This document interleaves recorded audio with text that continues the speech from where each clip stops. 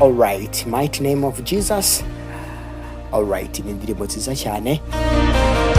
Kora subscribe hanyuma tugendane neza cyane. Alright. Nsengera mu kirere cyose ahantu hose. Umwuka w'Imana uri hano. Ufite ububasha bwose. Iyo nsengera umutima wanjye n'ibitekerezo byanjye. Narakijijwe n'inkoni zawe. Amaraso yawe yangize umwere. Iyo mu izina rikomeye rya Yesu ndasenga ndatakamba, ndahamagarira imbaraga zo mu ijuru, ndetse ndanatangaza iyo intwaro zose ziteguye kundwanya zigomba gusenyuka. Ibyo ni mu izina rikomeye rya Yesu. Alright, mighty name of Jesus. Ati nashyizeho umurongo uhoraho ntarengwa. Umwanzi wanjye nta burenganzira afite bwo kwegera umuryango wanjye nkunda cyane. Iyo nta mikino y'umwanzi yabasha gusenya imigambi y'Imana. Nta kintu na kimwe cyabihindura. Umusaraba washyizeho ikimenyetso cy'iherezo ry'ubuzima bwanjye. Ati mu izina rikomeye rya Yesu ndasenga ndatakamba ndambaza. Ati ndahamagarira imbaraga zo mu ijuru zose, ndetse ndatangaza ko intwaro zose ziteguriye kundwanya zigomba gusenyuka. Ibyo ni mu izina rikomeye rya Yesu rwose. Nagasobanuye class kuri TikTok. Ati mu izina rikomeye rya Yesu ndasenga ndatakamba ko imbaraga zose z'umwanzi zigomba kugenda zibasenyuka. Urufunguzo rw'intsinzi yose ndarufite. Ati mu izina rikomeye rya Yesu.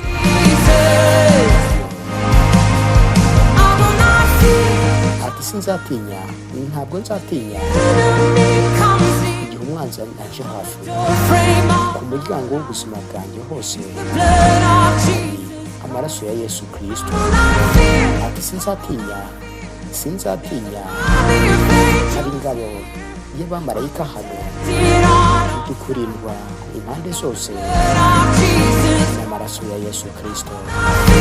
Ati sinzatinya umwanzi anje iruhande. Ati ku muryango w'ubuzima bwanjye bwose hari amaraso ya Yesu akomeye. Ati sinzatinya hari ingabo y'abamarayika hano narinzwe cyane impande zose mu izina rya Yesu Kristo. Iyo umva amagambo neza wita. Ati mu izina rikomeye rya Yesu ndasenga ndatakamba. Ati ndahamagarira imbaraga zose zo mu ijuru, ndatangaza rwose. Ati buri ntwaro zateguriye kundwanya zigomba kumeneka rwose. Ati mu izina rikomeye rya Yesu nagasobanuye class indirimbo nziza cyane. Ati mu izina rya Yesu rikomeye ndabizi rwose. Nzi neza ko imbaraga zose z'ubwoba bw'umwijima zigomba kugenda. Urufunguzo rw'intsinzi yose ndarufite nta kibazo. Ati mu izina rikomeye rya Yesu. Ati mu izina rikomeye rya Yesu. Ati mu izina rikomeye rya Yesu. Ati mu izina rikomeye rya Yesu. Right? There's no higher name, there's no greater name.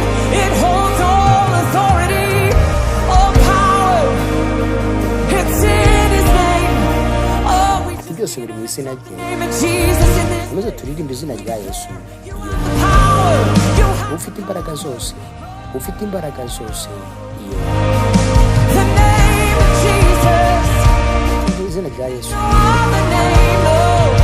izina ryera.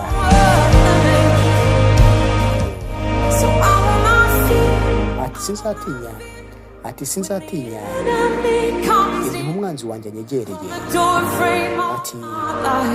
Ati reka ntibyakunda rwose, ngizwe n'amaraso ya Yesu. Ati sinzatinya, ntabwo nzatinya. Hari abamarayika b'abahanura ingabo, ndarinzwe impande zose, ngizwe n'izina rya Yesu Kristo. Ati sinzatinya, ntabwo nzatinya. Ati umwanzi nanyegera. Ati hari amaraso ya Yesu ahora ndinda rwose. Ati sinzatinya, ntabwo nzatinya. Ati hari ingabo y'abamarayika hano. Ati ndarinzwe impande zose, ati n'izina rya Yesu. Alright, tubabwira ngo mukore subscribe kuri YouTube na Gasobanuye Plus, uko nguko ubyumva, ndetse na Gasobanuye Plus kuri TikTok. Uragenda ukadukurikirana kabisa, ukadutwandikira, ugasaba indirimbo ako kanya ukahita uyihabwa.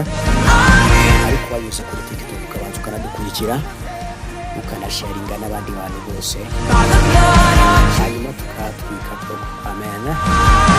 Alright, ati mu izina rikomeye rya Yesu ndasenga ndatakamba. Ati ndahamagarira imbaraga zo mu ijuru kugenda bitangaza rwose. Ati ko buri ntwaro zose zateguriwe kurwanya zigomba kugenda zikameneka. Ati mu izina rikomeye rya Yesu, ati mu izina rikomeye rya Yesu, ati ndasenga rwose.